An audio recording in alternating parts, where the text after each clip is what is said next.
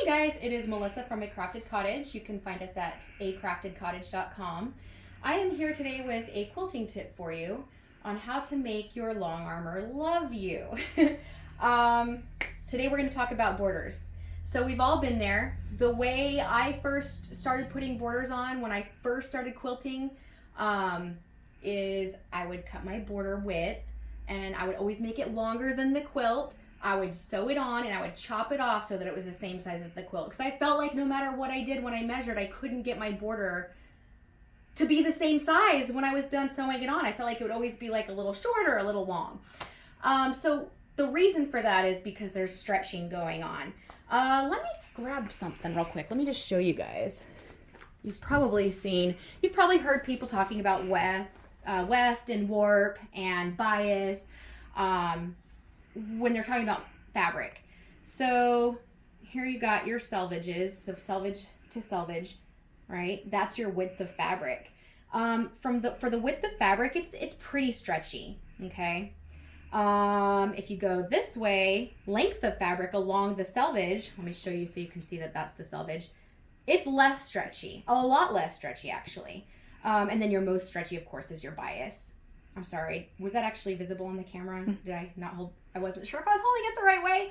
But anyway, my point is when you are sewing together little squares, the fabric is, even with the walking foot, guys, the fabric is almost always stretching a little bit. You just don't notice it because it's just a short little distance that you're going.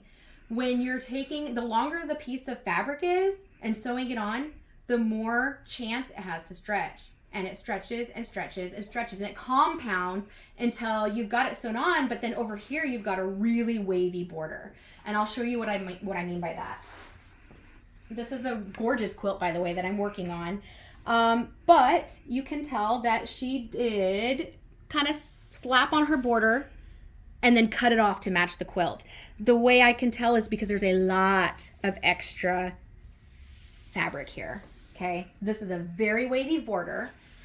If you look in here where she did her piecing, it's nice and taut. It's actually very gorgeous.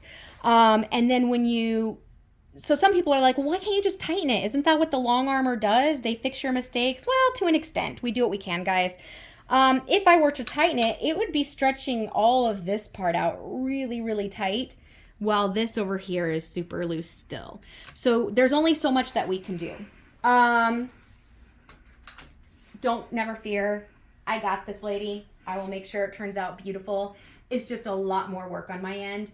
And it's tricky. It's tricky. So let me show you the way that I like people to put borders on. I probably should preface this with, in quilting, there's a lot of rules. There are a lot of like traditional ways to do things. And there's a lot of new ways to do things. And I kind of am on the mindset that there's not always just one right way. Different things work for different people, okay? I will say that I think rules are made to be experimented with. Rules are made to be broken, except in the case of borders. So, and I guess because, yes, different things work for different people. But really, as far as this fabric is working, this is what it wants. So this is a border that has been pinned on already. I'm going to go ahead and start over and just kind of show you what I would do. I grabbed a gorgeous tablecloth that I've got, not tablecloth, it's a table runner that someone's going to have me quilt for them because I thought it would just be a lot easier to show than having a huge quilt here. But you can imagine that it's bigger than it really is. So what you're going to do is you're going to, you're going to get your border cut to width, and then I did want to say though, as we talked about the stretchiness, length of fabric is a lot less stretchy. So if you have the money and you can afford it, I mean, especially on a king quilt, try to buy the length of fabric for your borders. They're just going to go on a lot nicer for you. It's going to be a lot more square when you're done. Anyway, if you can't, if you only just say, I have a certain amount of fabric left, I gotta cut it by the width and piece them, fine. Definitely use your pins though, and I'm gonna show you how that works.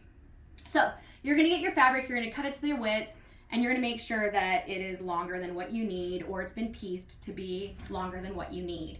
you're going to definitely starch it and iron it. You can tell that this has been nicely starched, okay? Then you're gonna take your quilt, or your runner in this case. I wanna show you, remember how we talked about things compounding and waviness compounding? Well, a lot of, at the end of your fabric, it's easy for all of these seams, well, and actually she's got a little border on here, to start stretching.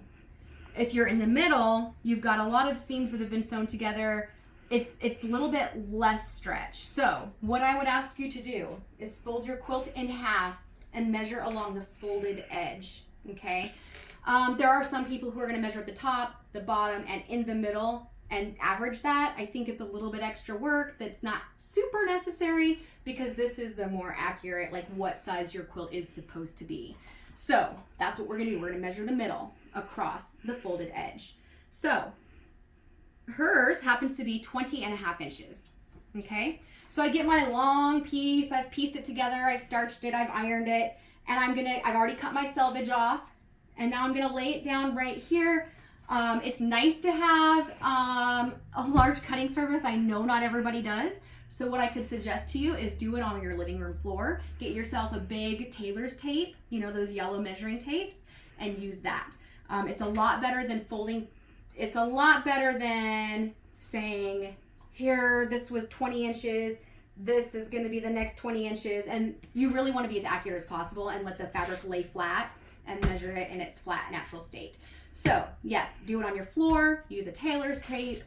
But yes, measure from one edge, and you're going to cut very precisely the size. And I said it was 20.5.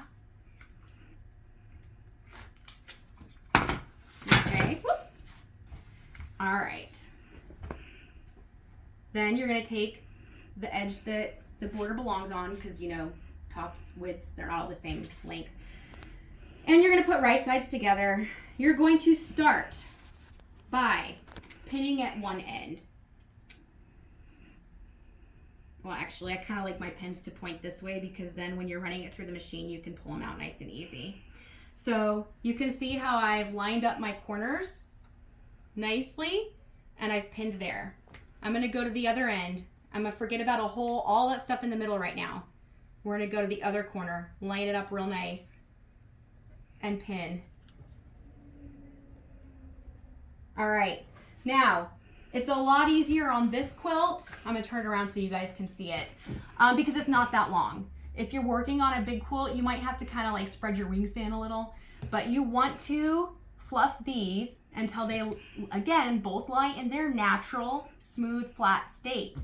You're going to go to the center. Now, if it's a real big quilt, I would even suggest measuring your border and putting a pin in the center, and then measuring your quilt and putting a pin in the center, and lining those pins up. This isn't such a huge quilt, so I'm fine with the flapping trick. I guess that's what I call it. I say flap it.